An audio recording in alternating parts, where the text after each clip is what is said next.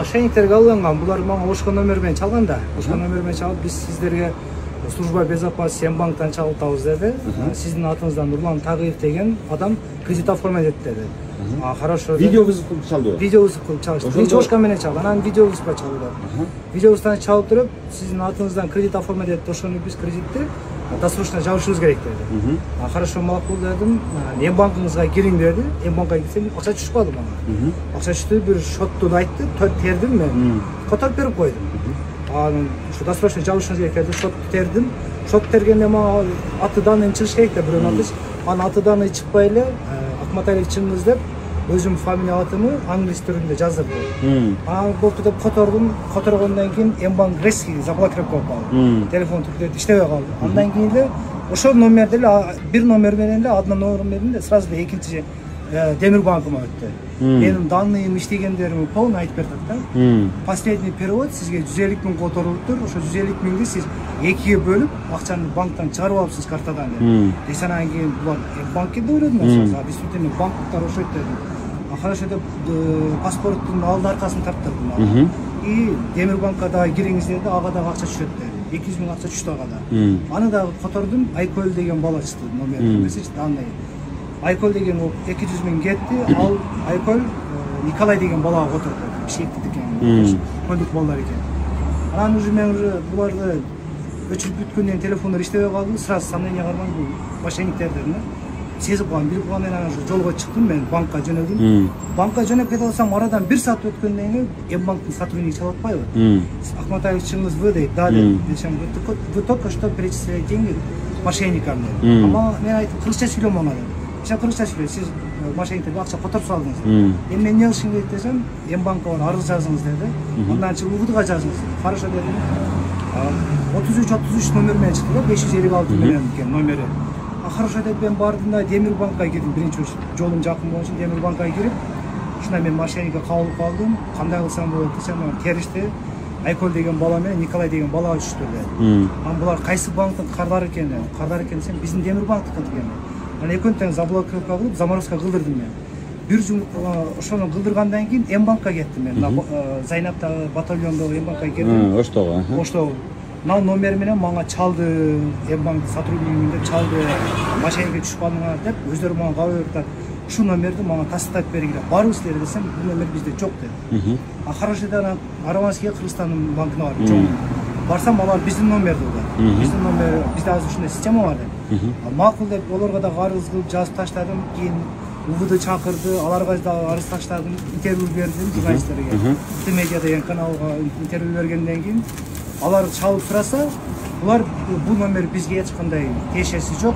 Мошенниктер биздин номерди маскировка кылып колдонуп атты. Бири биздин номер эмес, эми наркылардын ошол жана аныкталган счетторду блокко салыштыбы? Демир банк блокко салган. Бир жумадан мен өзүм официальный кредиттин бар төлөгөнү баргандан сурадым да.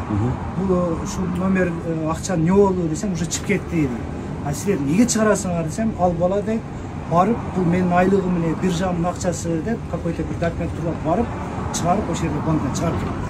Мен төлөбөйм, мен силерге дедим, заранее убагында кел, ысыгында келип дедим, заблокировка кылдым, заморозка кылдырдым. Силер эмне дегенсиңер дедим, заморозка кылгандан кийин тергөөчү иши менен соттун чечими менен гана чечим чыгаргандан кийин акча сизге кайтат дегенсиңер, туурабы дедим. Ооба дейт. Өзү негизи по закону боюнча силерде кандай дедим. Заморозка болгондон кийин дедим, чыгарбаш керек беле дедим. Чыгарбашка акыңар барбы десем, ооба дедим. Негедир бишкек чыгарып берет. Анда бишкек чыгарып берсем дедим, өзүң төлөйсүң. Мен дедим, заморозка кылдырдым, силерге кабар бердим. М-банкчы? М-банк болсо Бакай банктын шотуна түшүп калды деп алар мойнуна албайды. Силер дедим, силердин өзүңөр сотрудниктер мага чалып кабар берди. Жок, макул, Бакай банктын шотуна түшүптүр. Бирок азыр банктардын өз ара жанагы ушундай алдамчыларга каршы бир саясат болуш керек го дейм. Мындай башка малда атаандаш болсо дагы ошол мошенниктерге, алдамчыларга каршы алардын саясаты бир болуш керек да, биргелешип күрөшүш керек да. Болду, түшүндүм, азыр эмес. Сет эме болбойт. М-банктар кайра азыр милициянын кандай аракет кылды? Тергөөчүлөргө мен бардым, биринчи тергөөчүгө барсам, ал уже менин деломду жаап койгон экен да. Эмне негизинде? Кылмыш курамы жок, табылбады деп жабып салган экен. Эмне негизинде жатып билбейм. Анан айла жоктон анан адвокат жалдадым. Мен адвокат менен сүйлөшсөм, жалдап сразу эле Бишкекке биз кат жолдодук. ТАШИБке, Ген прокуратурага. ТАШИБ эмес, ал негизи институттар иштеш керек дейм ал. Ошолорго жөнөттүм мен полный жет эмеге ички иштер министрлигине, Ген прокуратурага. Не болду анан? Ошолорго жөнөтөбүз деди. Жөнөткөндөн кийин бир где-то бир жумадан кийин УВДга чалып өздөрү кабар беришет деди. Макул дедим, УВД эмнеси менен жөнөткөндөн кийин УВДдан анан уже кат оякка баргандан кийин УВД мага чалды. Сиз ушундай президентке Абкылбек Жапаровго, Садыр Жапаровго кат жолдосузбу? Ооба, жолдодум дедим. Сиз кайерге жаздыңыз деди. Кайсы күнү число деп. Июндун 11-число күнү мен эртең менен барып жазганмын деп заявление. Адыл деген бала тергөөчүгө жазган деп. Ал Акбура бөлүмүнүн номер 4 участкасына жөнөткөн дедим. Атабаев Акыл деген бала тергөөчү болгон мен дедим. Ал дедим тергөөчү жалып салып турмун. Жок, анан ал не болду анан кийин? Не действие болду? Аракет азыр Кадыров Самат деген тергөөчү алып барды. Пострадавший жабырлануучу берди. Шаардык ички иштер башкармалыгы же Акбура бөлүмүнөн тергөөчү. Ошол азыр иш ошол алып барат да менен. Адвокат ушу тергөөчү менен иш алып барат. Ал кандай поручениялерди берди? Мисалы ошол жанагы Николай менен дагы ким деп атасыз? Айкөл деген. Айкөл экөөнүн шоттору Бакай банкта экендиги аныкталды деп атасың. Алар аныкталды. Аныкталса ошону барып дароо ошолорду блокко койдурду. Мен өзүм койгонмун. Жок, аны жок, Бакай банктан да койдурду. Жок, Бакай банкка ошол бул жактан поручение кетпи, кетпеди милициядан. Милициядан барып мен мону таштырабыз деди. Мен иш алып барам деди. Ага чейин кандай болот экен? Эми карызды пока азыр төлөбөй атам. Доолобой атышабы? Доолобой атышат, чалып төлөбөй атам.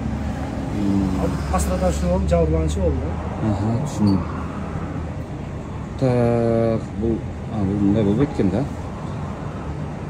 Так, түшүндүм. Эми билбейм эмне болот, бирок эми мен ошол элге айтат элем да, эгерде мени канча адам көрсө ошонун бардыгын. Эми ушу банктын атынан деп эле чалган кишинин баардыгын эле айткан ишин берген буйругун баарын аткара бербеш керек да. Данныйымды чалып туруп, иштеген жерим, кредитим кайсы банкта кредит бар экен, полный айтып атпайм ачы. Жок, эми десе деле да. Мен банкта ойлодум дескелечи. Действительно акча түшүрдү, акча жок, акча түшсө жакшы экен. Түшкөндөн кийин жакшы экен да, түшүптүр. Түшкөндөн кийин дароо аны иштетпей туруп, бир жака которбой туруп, мынау акча түштү, эмне кылайын ушуну? Бул мен алган жокмун. Мошенниктер эме кылды деп атат. Жана алды деп атат. А ушул акча мага азыр түшүп калды. Мен мынауга котор деп атат. Котороюнбу, которбоймбу деп банктын өзүнө котор десем мен сразу ушу банк өздөрү ошойт деп данныйым айтып берип атса, чукур ишенип кеттим. Ошол эми мени көргөндөр, мен азыр сиздерге ушуну гана айта алам. Эгерде банктын атынан чалып, сизге кимдир бирөө кредит алыпсыз деп, же ушунча кредит сизге түштү, азыр адашып калыппыз, тиги бу дей турган болсо, ошол акчаларды айткан жактарга которо бербей, дароо банкка барып, мынау акча түшүп калды, ушул акчаны каяка которушум керек, бул чындап эле мага түштүбү, адашып түштүбү же башкабы, ошону аныктап бериңиз деп, банк аркылуу гана, банктын имаратында гана бул чечилиш керек деп ойлойм. Ошол этият болуңуздар, аман болуңуздар. Мен сизге эмне жардам бере алам билбейм бирок.